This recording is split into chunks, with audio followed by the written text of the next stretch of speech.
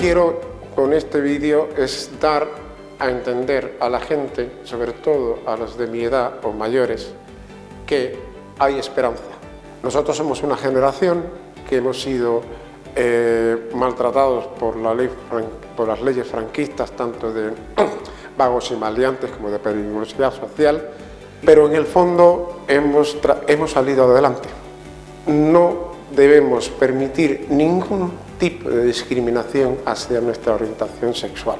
Ojalá que el día contra la homofobia desaparezca, porque todos comprenderemos que todos somos iguales. Hemos aportado mucho a la sociedad, creo que hemos aportado mucho a la sociedad con nuestros trabajos y con nuestras maneras de ser y con nuestra lucha por la libertad, etcétera, etcétera. Pero que muchos de ellos en estos momentos están en una residencia y esas personas no están solas.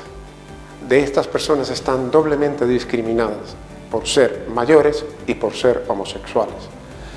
Y la verdad que discriminar a una persona por ser mayor es ya un crimen, pero discriminarla por ser homosexual es doble crimen, porque nadie tiene la culpa de ser homosexual o ser heterosexual. Nosotros queremos hacerle llegar este mensaje a todas las personas que están en la residencia, que nos tienen a su lado, que cualquier cosa que necesiten, que nos contacten, que hablen con nosotros, que hablen con la Diputación, que hablen con otros, si se sientan discriminados, que allí estaremos. Para el amor no hay edad, para salir a tomar vinos y pasarlo bien no hay edad. Si tenéis silla de ruedas ya la empujaremos nosotros, porque sobre encima de todo somos seres humanos y por encima de todo tenemos que vivir en libertad.